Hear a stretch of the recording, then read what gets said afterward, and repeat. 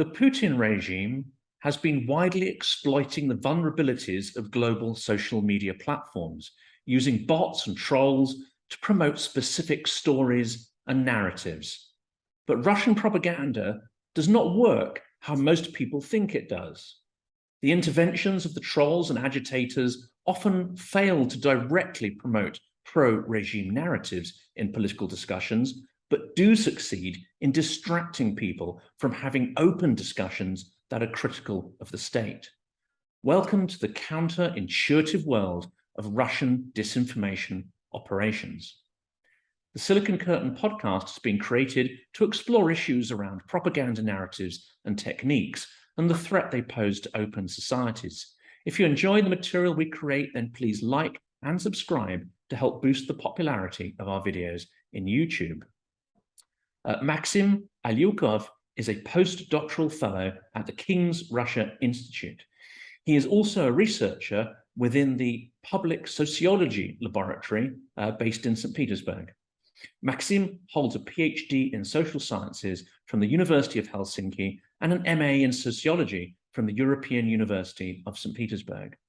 Maxim's research has been published in a variety of disciplinary and area studies journals, including Politics, Nature, Human Behaviour, Qualitative Psychology, and Europe-Asia Studies.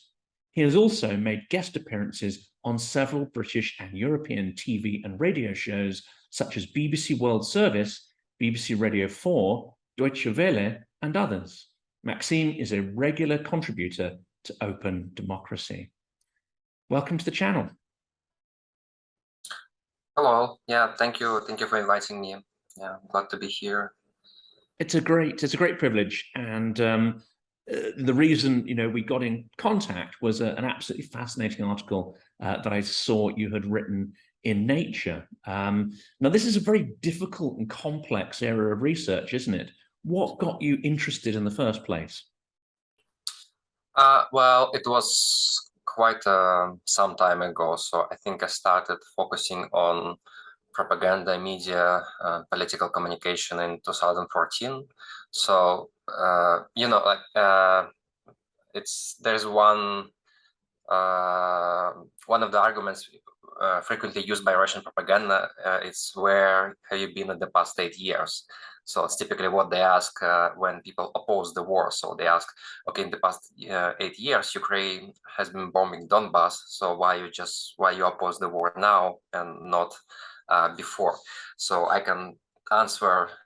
I can easily and openly say that in the past 8 years I've been studying Russian propaganda. So basically, and before that I was just interested in social movements. I think when the conflict started back in 2014, when Russia annexed Crimea, and when the conflict in eastern Ukraine started, there were many sort of narratives about propaganda which were very simplistic, and I think this political upheaval on the one hand and a clear lack of explanation and how it works and what's happening were sort of triggers for me. That's why I started my research. So 2014 is a critical year for you, and to an extent, it's seeing the war and the propaganda surrounding that war which prompted you to come into the field. Yes, exactly, yeah. I mean, that's fascinating. I spoke yesterday to a very interesting lady called Olga, who, again, around the same kind of time, but she was Olga Ridova. She was compelled by the events of 2012 and the Bolotna protests to become more politically active. So that's a crucial kind of period, isn't it? That's a step change in Putin's regime, going from a hybrid regime to a more authoritarian regime. Yeah, actually, after 2011, 2012, I started studying social movements, and then in 2014, I sort of switched to communication. And these are two key events which are very important for understanding how Putin's authoritarian regime works. Now, before we dive into the details of your research, and we could probably talk for hours on that, but we've only got an hour to discuss it and unpick it. But before we dive into that, could we quickly focus on current events? Because, of course, a lot has been happening over the last few days. And one prominent format on Russian TV is agitainment, or agitainment, as I think you call it in your paper, where a mix of propagandists sit down with so-called military and social experts. They stand around in a circle, a little bit like The Weakest Link, if anyone's seen that sort of quiz show from a long time ago, and they kind of yell at each other. Within that format, there's always a dissenting voice. So it creates a kind of artificial polyphony of views. But within the last few days, and since the rout of the Russian army and that huge looming defeat, the dissenting voice on these shows has been getting a little bit more attention than normal, haven't they? Could you maybe break down sort of what's happening in these propaganda formats? Yeah, that's agitainment. It's basically propaganda mixed with scandalous entertainment formats, such as yelling at each other. And it's not my term, it's by Vera Tolz and Yuri Tseper. And they started using this sort of format intensively after this protest wave in 2012, and there were sort of different campaigns. And I have an impression that many people draw very serious conclusions when they hear these dissenting voices, but it's actually a normal feature of Russian propaganda. So they employ this technique very often. And I just have a feeling that sometimes when some challenges happen, such as Ukrainian counteroffensive, they add a bit more of these dissenting voices, because otherwise, if you just rely on very blunt propaganda, it's just not very believable. And it's not really serious. It doesn't mean anything. We observed such changes in the past months. So for instance, after the invasion started in March, when it became clear that it's not going according to plan, you could hear more dissenting voices questioning the idea, discussing the idea, maybe we should retrieve our troops and things like that.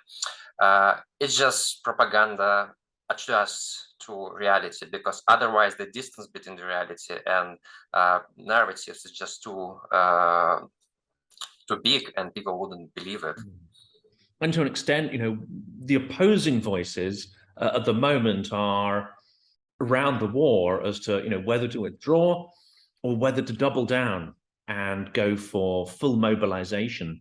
So this format creates the illusion of a debate, doesn't it? The illusion of a democratic, pluralistic kind of environment, and yet it has no influence on any political decision making. Is that right?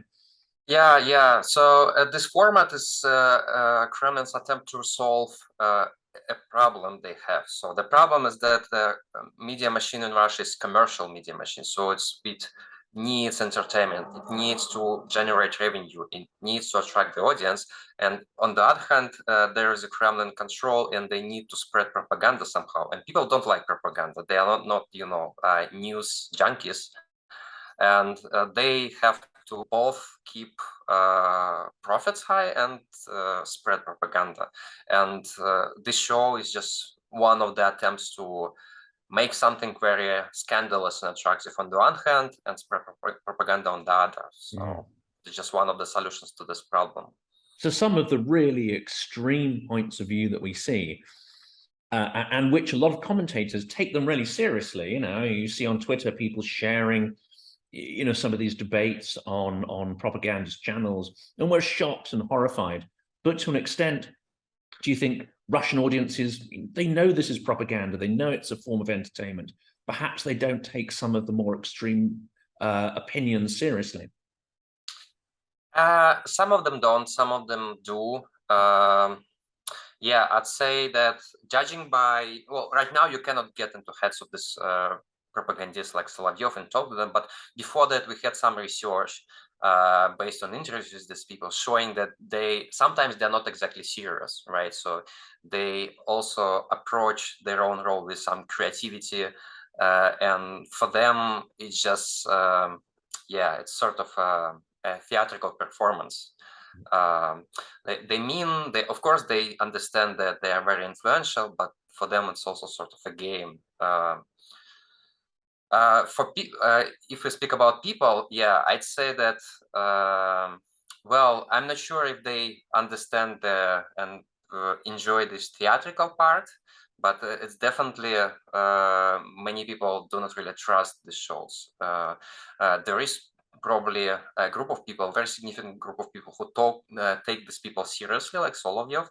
But there's also widespread distrust, and even among regime supporters who consume propaganda, these people are regarded with suspicion and sometimes with disgust. So, similarly to Dugin, where he seems to be more popular and even better known in the West than perhaps he was to an internal Russian audience, until, of course, his daughter was murdered in that very high-profile event 2 weeks ago.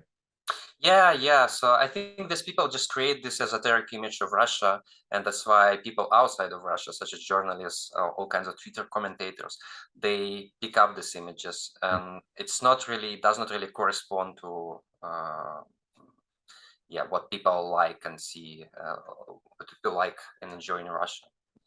Well, if we turn to what people like and think, polls that have been published consistently show that 60 to 70% of Russian people support the so-called military operation. But how reliable can any opinion polls be in an autocratic regime where any kind of dissent can land you 15 years in a penal colony? Yeah, well, it depends on what we mean by reliability and what we actually want to extract from these polls. Because definitely there is this issue of fear, or what social scientists call preference falsification. But there's a bunch of other different sort of biases and distortions related to authoritarian context. So, and fear is not the most serious one. So there are other issues such as self-selection bias, for instance.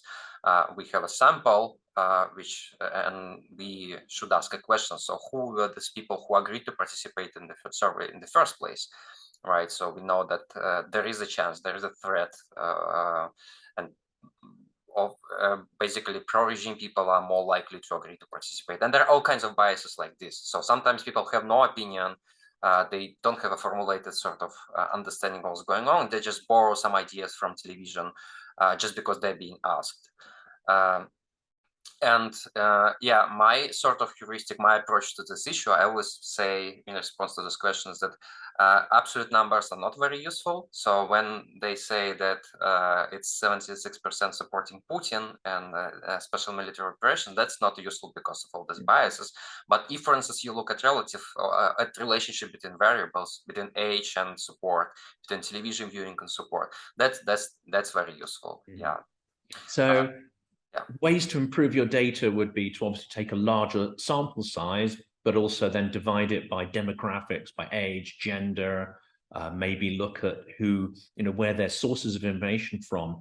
Is it also realistic to, get data from the big cities, but also provinces? Because there's going to be a big difference, isn't there, potentially between, what a middle-class Muscovite will think compared to somebody in a village or a provincial town. Yeah, definitely. It's important to talk to people in smaller cities and villages because that's where most Russians live, right?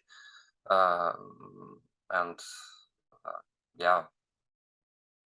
And you do rely, don't you, on your research and your insights on doing sociological data. Is there anything about the methodology that would be interesting to discuss, or is the methodology quite do you have to keep it quite secret? In my research? In your research, yeah. Well, nothing really secret. I rely on focus group surveys, content analysis, like one of the recent studies I've been doing is based on systematically extracting content from Russian propaganda channels, from state media and from social media. Yeah. So that's like typical social science, political science toolkit: interviews, focus groups, surveys, and content analysis. So all sort of open sources. So there's transparency around the methodology. Yeah. Well, yeah. Sure. No, I mean, I don't know if you count, say, focus groups as open source data. It's transparent in the sense that I explain, when I publish an article, I explain all procedures, but this data is quite sensitive. I would not, if some police or authorities get my transcripts, that can be problematic, right? So that's why it's not that open. Now that's a good point. Now, reading your fantastic article in Nature, you've described Putin's regime as an informational autocracy that runs a hybrid media system. Could you explain what that means, and in reality, what does that translate into? Yeah, these are two different ideas, not actually mine. So one, the idea of informational autocracy is introduced by Guriev and Treisman, who basically make this claim saying that this is a new type of autocracies in the 20th century, which are very different from violent dictatorships of the past, because they mainly rely on manipulation of information, on creating this image of a successful leader. And Putin's regime has been an informational autocracy for the past 20 years, right? So they're obsessed with rating, with control over information, and it has been relatively sort of peaceful autocracy, not relying on violent methods too much. But they in the past couple of years, they've been transitioning toward more sort of violent autocracy more and more. So that's the idea of informational autocracy. You do not rely on force, you rely on force, but you rely on manipulation over information more than force. And hybrid media system, it basically means that you've got a sophisticated, saturated media system where different media interact. So narratives travel across online news and media outlets, platforms, news aggregators. So news aggregators make some online news more visible, downplay others. Basically, it does not make any sense to talk about online, offline, for instance, because it's all a part of shared common media ecology today. And that's what you observe in Russia, right? So that's you've got news aggregators, which are a part of state-controlled media ecology, making certain sources more visible. You've got trolls and bots, which are also used to influence and manipulate social media platforms and so on. And I think that's something, I was going to ask that question later, but it seems really good to ask it now. So Yandex is the equivalent of Google, isn't it? And I think everyone will understand that the government in the US and Europe doesn't really have any control over the content that Google serves, but it will legislate around, protection of data and certain things like that. But Yandex in Russia, the government is actually able to influence the result sets that are being served, aren't they? So how do they gain control of that, and how does that work? Yandex, there are two different sort of parts of Yandex. Yandex News, which is a news aggregator, and Yandex, which is a search engine. We know a lot about Yandex as a news aggregator now, because it's algorithms. Companies do not disclose their algorithms. This is basically a black box, so it's difficult to understand what's inside. So Yandex has been accused of censorship and manipulation for quite some time, but they always try to say that it's just algorithms. We do not manipulate any information. We're just a business company. It works. It's very similar to Google. Say we use ranking signals and we do not mess with our algorithms. And at the same time, scholars have been showing that there are systematic distortions and patterns in news presented by Yandex News, and it was clear that they somehow sort of manipulate information, but it was not clear how. And then in the past year, it became clear there were sort of a couple of leaks, couple of people who left Yandex who disclosed that there is a list. This news aggregator is very, very simple. So there is a list of 12, 13, 14 sources, which are sort of approved by Putin's administration, which can be included in so-called top 5 of Yandex News. So they do not censor specific news stories, right? But there is an approved list of sources they can use, and all the sources are state-aligned, state-controlled newspapers. Yeah, this search engine is not really it's less clear because we don't know the exact algorithm behind it, right? But we can compare output. So for instance, if you can search for something on Google and on Yandex and systematically compare output, you see that Yandex is biased towards oppositional sources, right? So it downplays newspapers and news critical of the government, and it includes a little bit more of state control sources, but we don't know the exact sort of mechanism behind it. So it's not as extreme as in China, where certain search topics will be blocked entirely. So you can theoretically search on anything and get results on anything, but there may well be some bias in the sort of editorial ranking or choice of top articles. Yeah, exactly. There'll be some bias in terms of ranking. So some topics, some information is just more difficult to find, but still, if you are sort of active enough and committed, you can find it. Yeah. And if you are searching on sensitive topics, is the awareness of needing to use a VPN quite high now? Because there was a government campaign near the start of the war to try and stigmatize users of VPNs. But I understand from your research that that didn't really work, and that VPN use has increased greatly since February. Yeah, I don't remember the exact numbers, but I think in a couple of months ago, there was a survey showing that about like 25% of Russians report using VPN. So it's obviously, yeah, increased dramatically since the beginning of the war, because it was the only way to access blocked social media and many other sources.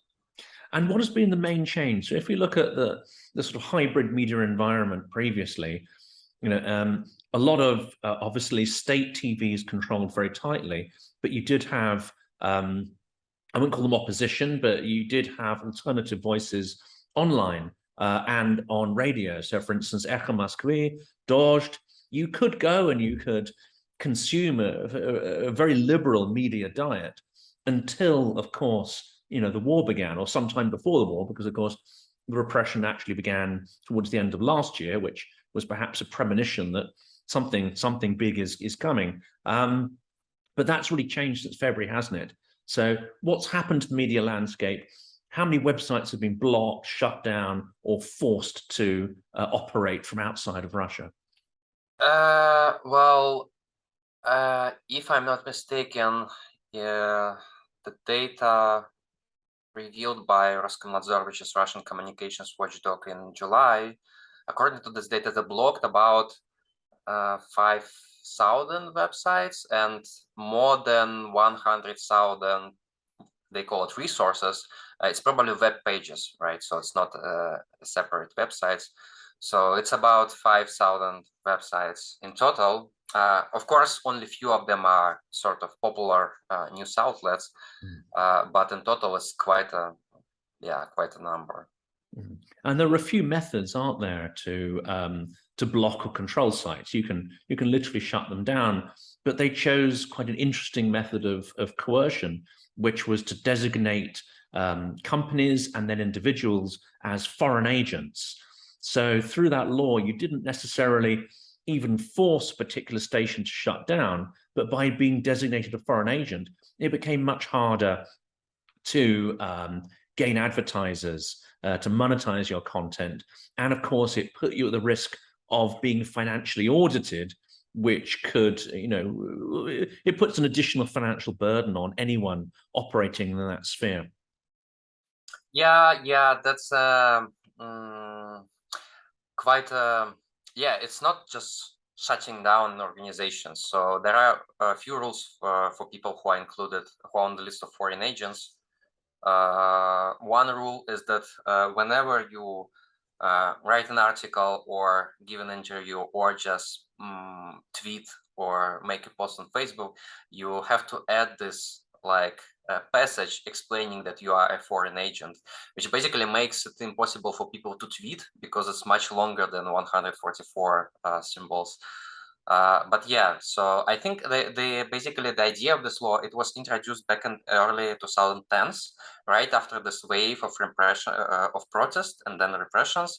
And back then, the sort of political climate in Russia was much, much softer. So it was just the beginning of this wave of repressions. And since then, they've been sort of developing this law, expanding the number of types of sort of entities which can be included, labeled as foreign agents, right? At the beginning, these were organizations, then media organizations were included, individuals. So a sort of a legacy of these early stages of authoritarian turn, I think. Yeah, back then they could not sort of just put people in prison for nothing, because back then there were protests in Russia, quite a large-scale protests. It was not possible. And now it just became a regular practice for authorities, for law enforcement. So it's just convenient. Every end of the week, Friday night, they announce new people who are on the list of foreign agents. Yep, absolutely. And every couple of months they have a list of Western journalists who they bar from entering Russia as well. So it works in both internal and external, doesn't it? Although obviously it has a lot less effect, or no effect at all, on foreign journalists typically. Next, I'd like to turn to how propaganda narratives are kind of crafted and tested, because one of the really fascinating things I saw in your research, we hear about the narratives at the start of the war talking about demilitarization, denazification, and other narratives, quite extreme narratives, have been used throughout the war. But your research, or your summaries of the research, suggest that actually some of these narratives didn't really stick with the public. So they've been quietly dropped in favor of other narratives. So how does that process work of creating and testing, different angles? Well, nobody knows for sure, because for this you would need to interview people like Margarita Simonyan and Solovyov, who are not really interested in giving interviews. But we know that there are a couple of sort of layers of control.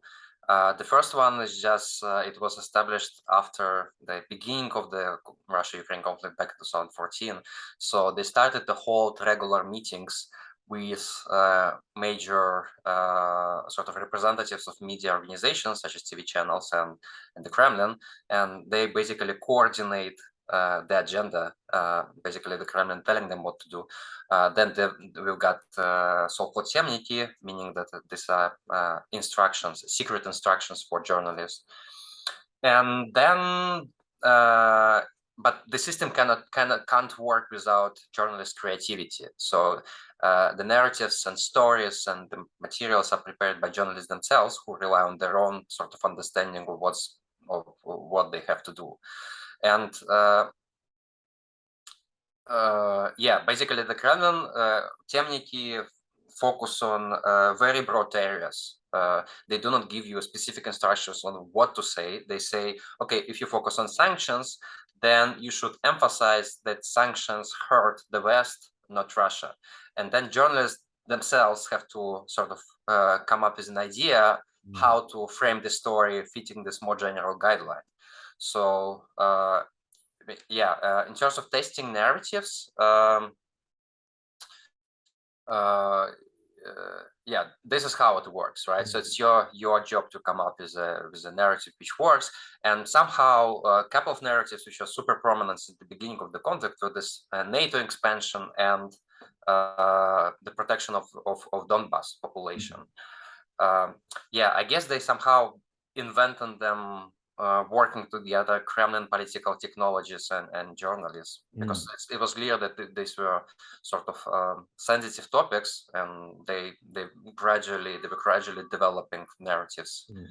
I guess it's a little like marketing. I mean, marketing is the field I'm in, and that's kind of why I've got fascinated in this area, because it bears quite a bit of resemblance to what we do. We'll craft adverts and we'll create multiple variations of those adverts. We'll throw them out into the field, and then we'll test what happens, the different response rates.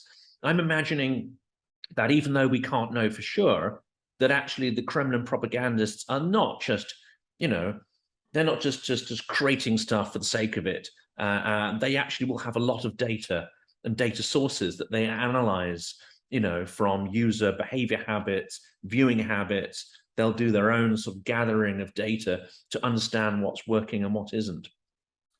Yeah, well, the Putin's regime is definitely obsessed with social science research, with polls and surveys and focus groups. And we know that they have been conducting their own research since the beginning of 2000s. And Putin himself is personally obsessed with ratings. He, for some reason, likes to be seen as a popular leader. Yeah. And so for instance, this ideas you mentioned, this narratives, denazification and demilitarization. So these were two goals mentioned by Putin during the beginning, during his speech explaining the goals of the invasion. They did not work. Yeah. And before confirming that they actually happened and they abandoned these narratives, that's what we sort of did by collecting the data. We saw several leaks from the Kremlin,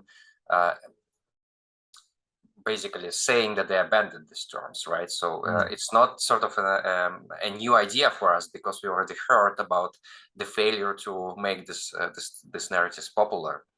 A similar one was war, wasn't it? I've seen in your research that you've said that the war, or calling it a special military operation, of course, there'll be some people who still buy into that idea. But now we're 6 months in, it's quite clear that it's not a 3-day surgical military operation. I think everybody understands it as full-scale war. So again, I think your research suggests that they understood the population are calling it a war and thinking about it as a war. So actually, they turned their propaganda narrative to, well, if we have to use the word war, let's apply it to something else. Economic war, gas war, information war. So we're using the word that everyone's using, but we twist the meaning, we put it into a different context to try and reframe the debate. Is that a common technique? With these specific terms, I think it was sort of an unintended consequence or something. I don't really think that they, they've been building a theory of audience reception and then deciding how to frame the term war. So I think that, basically the idea was that it's a limited special operation. It's not a war with civilians dying. So we stick to our own terminology, and we imprison people for using the word war. And at the same time, we want to say that we are winning this war, and we are not the aggressor. We are the enemy of the West.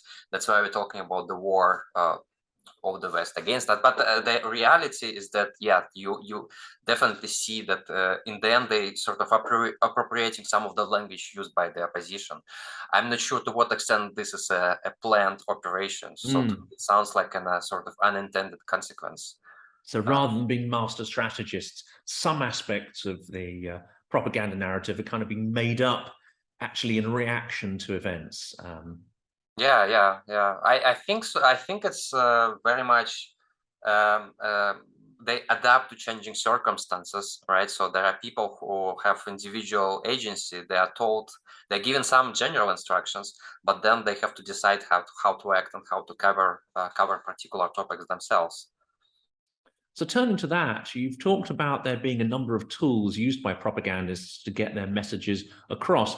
And I think we've been talking quite a bit, whether it's search engines or TV, that there's a kind of framing bias. And I think that's more of an editorial technique, but also they do fabricate evidence. They do fabricate tons of evidence, don't they? So could you describe a little bit, how that works and some good examples of that?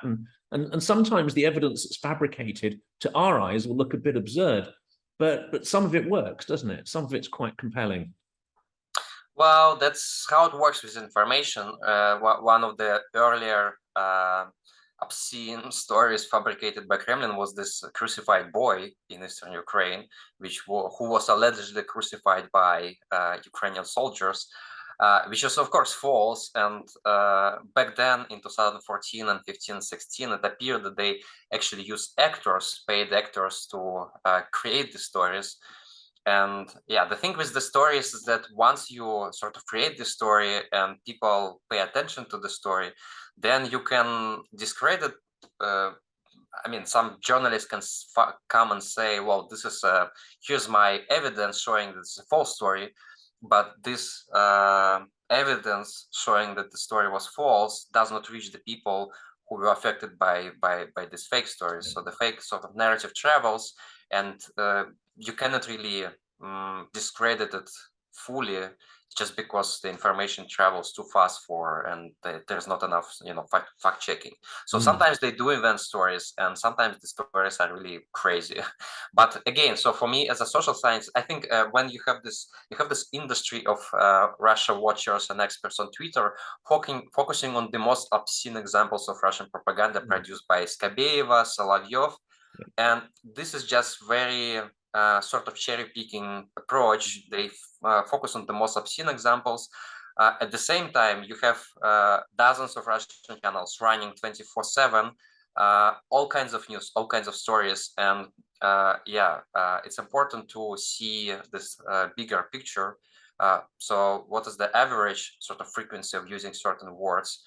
And on average, they don't fabricate a lot of evidence. There are some sort of stories like this, but overall their strategy is just framing rather than fabricating. So instead of creating some crazy stories, we just mention facts which are convenient for us, and we completely ignore facts which are not convenient for us, which challenge our narrative. That's the main strategy. And also that's RT. I mean, I'm going to be speaking to an expert on Friday about Russia Today, which had a similar system to that, which is mostly truth, but with a little sprinkling of bias here and there, but of course designed to undermine cohesion and create a debate in the West that would hopefully undermine, latching onto local causes, but nonetheless, it has a very clear objective, which is to weaken your enemies. Yeah, that's our art style, right? So you select certain facts which are set like energy crisis, right, happening in Europe, or COVID, or vaccination, and you completely ignore all other facts which cannot challenge the legitimacy of Western democracies. But yeah, I think if you focus on mainstream news and TV channels, the main sort of strategy is framing things in this way rather than inventing crazy stories. At the same time, you've got this stars like Solovyov and all kinds of talk shows, and yeah, they do invent crazy stories sometimes. I think you've called it this. I mean, this is a concept which in the criticism of propaganda doesn't really get mentioned, but I think you called it a multi-dimensional process where you might have these extreme or absurd channels, but actually you're swimming in a vast sea of sources which give you the impression that actually it's a pluralistic environment. But in fact, the entire thing, to an extent, is controlled.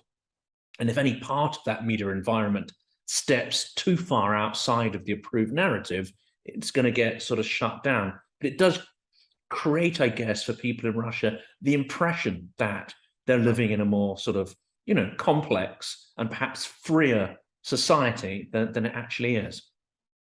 Yeah, that's how it works, and that's why I use the term hybrid, because at a certain point I just discovered, conducting focus groups in Russia, that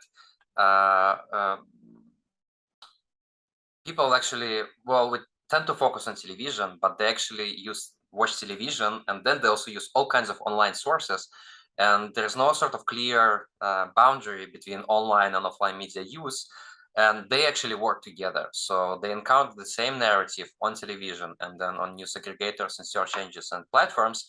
And when you see sort of 10 different sources reporting the same story, you conclude that the story is true, right? So because it's just common sense, it's logic. 10 different stories, 10 different sources reporting the same story. You can force one of them to report a story which is not true, but it's much more difficult to control 10 sources and make them report the same story. So, and when people encounter the same information over and over again from different sources, it seems to be more credible than just propaganda from television. Well, right at the end of the interview, we're going to talk about how you provide an antidote to that. But for now, let's keep with these propaganda methodologies, because I think there's a really interesting one as well to suppress protests, whether it be anti-war protests or the protests in Belarus. I think there's another really subtle but interesting technique, isn't it? And you don't directly convince people they're wrong. You don't directly convince them there isn't a war and that there aren't problems. You actually convince them that maybe you are right, but actually you're isolated. And if you do protest, terrible things are going to happen. No one's going to support you. You are perhaps different. I think you've used some harsher words than that. But this process is to really try to isolate people who are likely to oppose the regime. And I think that was one of the techniques that was exported to Belarus, wasn't it, when that country was on the verge of a popular revolution? To sort of isolate people and make them feel that they're powerless. Mm-hmm. That's what you mean? Yeah, powerless, rather than, persuade them that their activism is not going to come to anything, create confusion, division, apathy, indifference. And I believe that was one of the techniques, when all the Belarusian propagandists basically resigned and they were replaced by ones from Moscow, I think they reframed the narrative completely to create sort of, fear, isolation, and indifference. They didn't say, look, Lukashenko is a great guy. In fact, they said, well, Lukashenko, he's a terrible guy, and everything you think is true, but your protests are not going to work. You're not going to succeed. Yeah, that's a very important process, because again, this is propaganda in the digital age, 21st century, right? So you cannot rely on the same old techniques and just censorship, because people will have access to information still, to plenty of alternative narratives, just because domestic media are just too numerous to control, or just because they use VPN and that they just avoid your censorship. So you have to rely on some other techniques in addition to persuasion. And Russian propagandists have been relying on this. I don't know whether they act sort of, whether it's a deliberate plan, but the effect, whether intended or not, is often confusion and distrust. So instead of giving you a clear and coherent picture of their interpretation, what's happening, they bombard you with different versions of the same event. So MH17 was shot down by a Ukrainian aircraft, or it was a fake from the very beginning, bodies were planted, the CIA plan, or so we also know that some other sources mention the third version, and people just get lost, right? So you just don't understand which one is correct. And the same is Bucha, right? So it was a provocation, it was staged, it was a initial fake plan by CIA or something, it never happened. So very often their strategy is just to throw as much information as possible on you in order to confuse you, and that's what people just get lost. And when they don't know what to trust, it basically decreases media trust, and it also creates this image of any information is just information warfare, it's manipulated, and that's why it doesn't make any sense to sort of protest or try to figure out what's going on. So in all my research and focus groups interviews, I keep hearing these narratives that, okay, I understand they're lying, but other sources are lying as well. And when you don't have a sort of a positive image of media freedom, a positive image of democracy, it does not make any sense to protest against Russian authoritarianism. And that technique, because I was going to say, that technique is definitely used in the external propaganda. They don't throw out one point of view, they throw out numerous contradicting point of views and just see which one's going to work.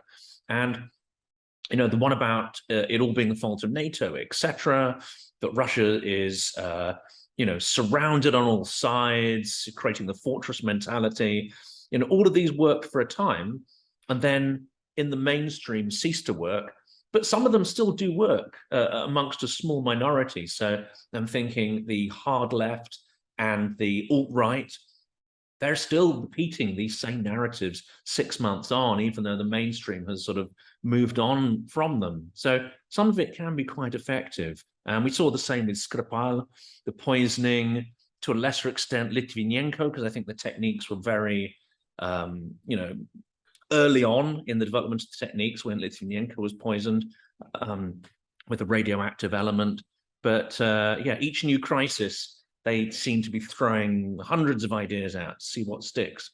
Yeah, with far right and far left, I would say that they're effective in the sense that Russian state-related media, they sort of create narratives which resonate with their beliefs and ideas, but they would find some other narratives if not Russia Today or if not Russian media, because the causal chain here, to the causal sort of factor here is the preferences and beliefs of people on the far right or far left, and then they look for some narratives confirming their beliefs. And culture wars, whatever it happens to be, they'll pick whatever divisive topic they can latch onto. And I think that's one of the most paradoxical things in the research that you've done that I read, and that is that you could have individuals in Russia who know that they're living in a propaganda environment. They know that many of the sources can't be trusted. Some of it's invented, some of it is sort of biased in some ways.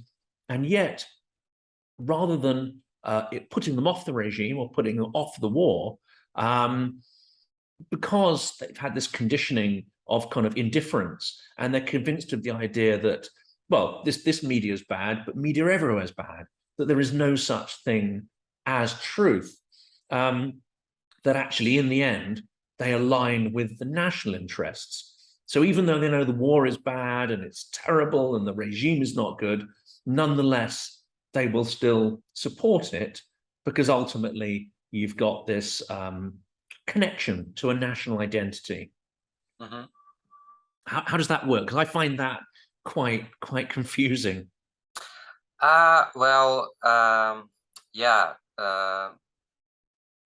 Basically, in addition to this media monitoring propaganda project, we've been collecting interviews with Russians, with my colleagues, and asking them about their perceptions of the war, things like that. We just published a report. Unfortunately, at this point, it's in Russian, but I hope it will translate at a certain point.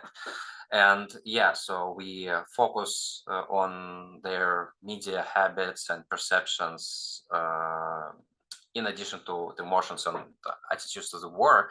And yeah, what I found surprising is that sometimes, we have the stereotype when information is good. Give me more information, I will learn this information, I have more knowledge, and that's basically good for democracy. So what I see is that for people we interviewed, sometimes there is just too much information, and this information prevents them from siding, from not, it's not about siding with the government, it just prevents them from formulating their own opinion, because there are too many conflicting narratives, and you know that you cannot trust these narratives, and you know that you cannot figure out the truth, and at the same time you are not a political expert or political scientist, just normal person. You have very limited time for reading the news, and the reaction which follows from this sort of paradoxical state of political disengagement and distrust is that you try to stick to something you understand, and your citizenship is something you understand, right? It's the national identity is something these narratives cannot challenge. You cannot figure out the sort of details of what's going on in Ukraine, but at least you know that you are Russian, so basically you conclude that, well, I'll stick to my national interests, because that's something I know, that's something I understand. I cannot sort of draw any definite conclusion about war in Ukraine, but at least my national identity is with me. And that really struck a chord with me, because I've been watching, until now, I've watched only, I would say, the more sophisticated analytical bloggers, Ilya Varlamov, Shenderovich, and all of those. So they're sort of, the high intelligentsia they appeal to a certain audience, probably a very small minority of educated users. But I've started in the last couple of weeks watching a few other bloggers who are much simpler, more direct, as it were. And one aspect of what they say, and this may be just protecting themselves from prosecution, but over and over I see them say things like, well, this is a complex question and I don't have enough information to have a view on this. And there are people in the government who are much smarter than me, let them decide. So they'll say things that are critical, but they won't come to any conclusions, and they won't, it won't lead to any action. They don't suggest any action that comes from that. Mm-hmm. Yeah, that's a very typical narrative. Let them decide, right? So if it happened, if they decided to start a special military operation, there were reasons. There are reasons for it, yes. I don't know these reasons. I don't understand them. But if they decided to start it, then there were reasons. That's the kind of logic. Yeah. And yeah, well, there are sort of two aspects to this reasoning. One is basically a justification. So it's difficult for you to admit that your country can be an aggressor. So that's why you prefer to think that there are some reasons for this aggression, and it's not just Putin's craziness. Yes. But there is also a psychological, more like informational part of this process. I cannot really understand it because there is just too much conflicting information. And even people who see some of the evidence of, say, crimes, brutality, and can't themselves see any kind of justification for it. I think you've also written that these people, especially, and this is almost certainly, the better educated, more sophisticated audience, they will in some ways mentally recoil from it. They will shut down their critical faculties, and they don't want to believe that their country could be an immoral force. It sort of clashes with some deep identity they have, and at that point they just switch off and perhaps stop watching media entirely. Yeah. There is definitely, especially now after 6 months of the war, a lot of alienation. And yeah, this war was not popular from the very beginning, and we know that in December 2021, only 8% Russians would agree to send Russian military to Donetsk People's Republic to train them or to help them with weapons, not to mention... Let alone do a war, yes. Not to mention full-scale war, but then there's this fact of the war, and they're faced with the reality, which is unpleasant, and they have to come up with explanations to sort of get rid of this cognitive dissonance. So I identify with Putin and with the regime, and this regime has started the war. How do I solve this sort of, how to get rid of the dissonance? And then people start to borrow justifications like it was inevitable, or it will happen anyway.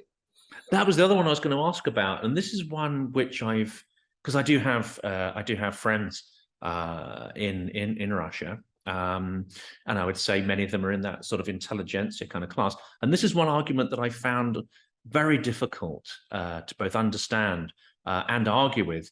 And they'll say, the war is terrible, the regime is terrible, everything is appalling, but it's a historical process. It's not just the random cruelty of one man. It's not just, an almost accidental thing that's happened, which is on us. They try to put some kind of abstract layer.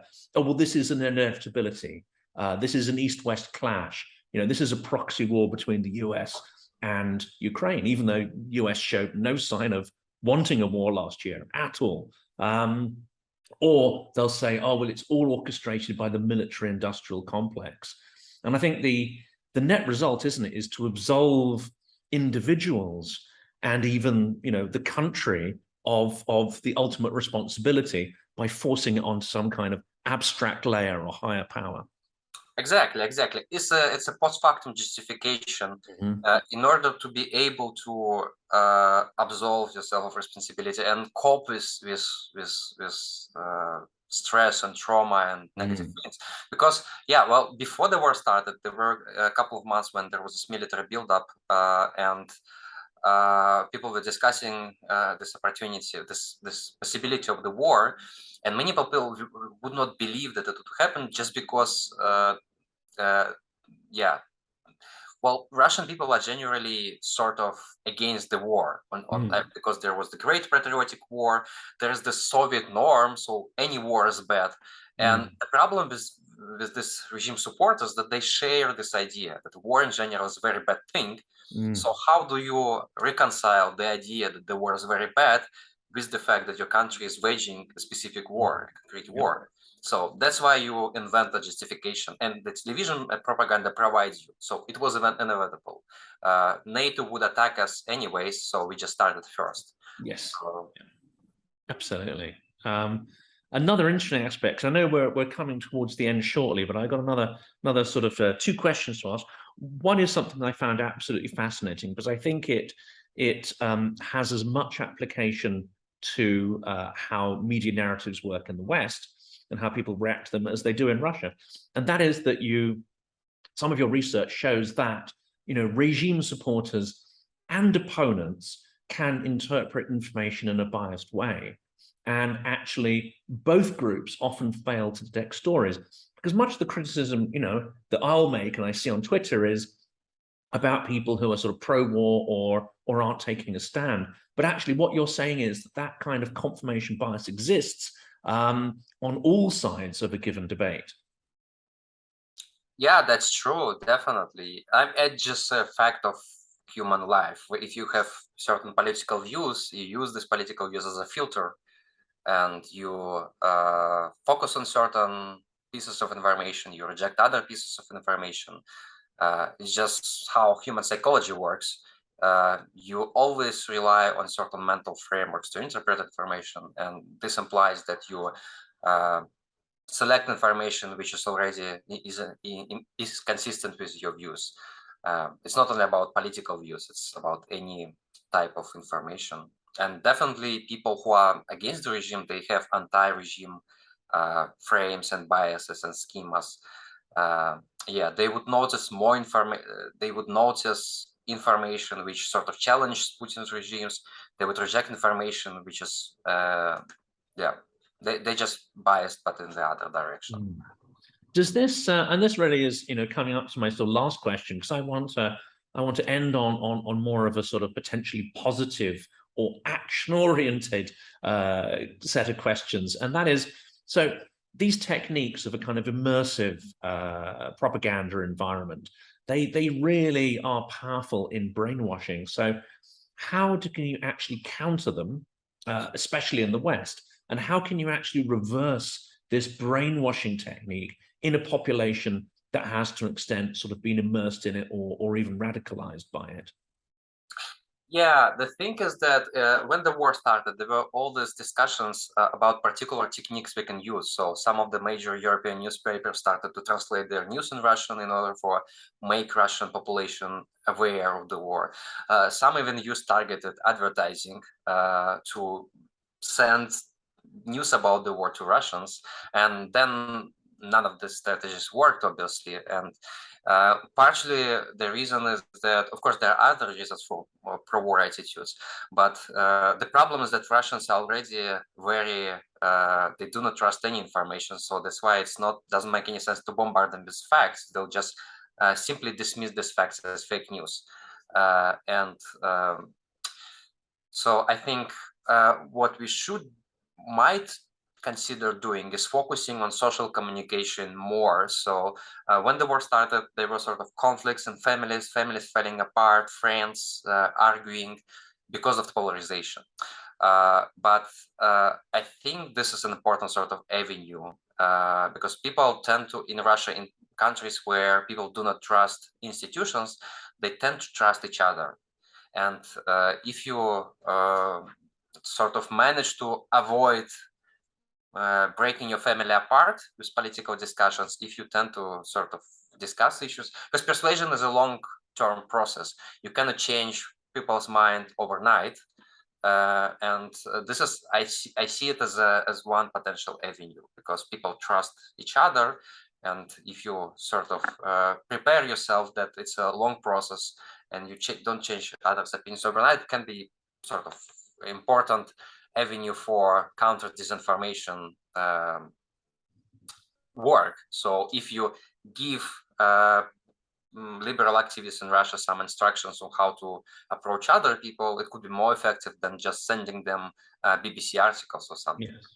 And it won't work overnight, will it? I think you've said that to really counter the propaganda narratives, first of all, you need a substantial change in the society itself. So until there's a level of liberalization in Russia, of course, nothing really is going to happen. But even once that happens, it's not that people are going to change their views overnight when presented with so-called facts.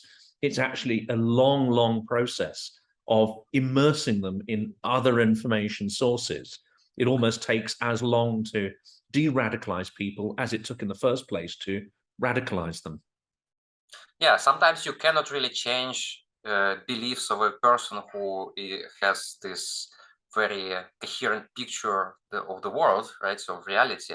But what you can do is just to demonstrate disagreement, to challenge this idea of monolithic support for the regime, just to show that there are other opinions. Because again, it's an authoritarian context. People are very sensitive to what others think, and it's important to show that others do not agree. And this is just step-by-step process. So today you said that there are people who do not support Putin.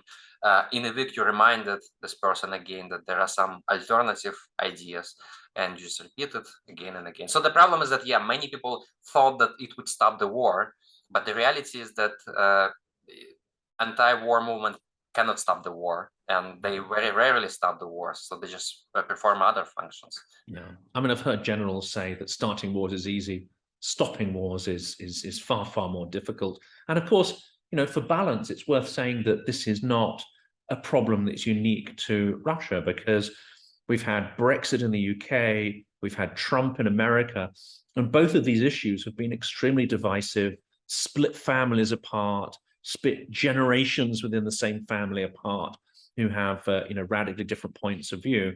And 4 years on, very little sign, despite the wealth of information, stats, facts, and even the evidence that Brexit has not been the greatest process for the economy.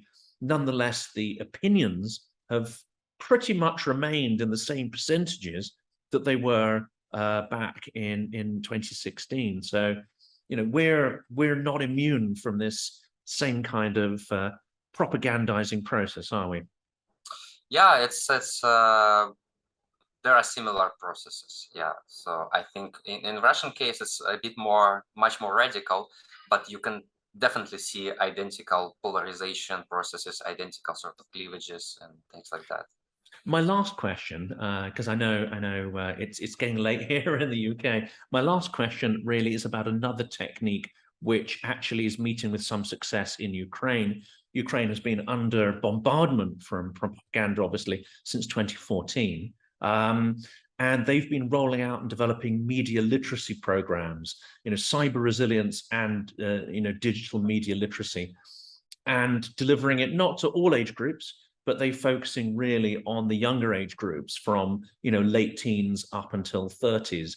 And that seems to actually being, you know, delivering some kind of success, but they're not going in with a particular point of view, left or right or so on. They're teaching people to think more critically about media sources.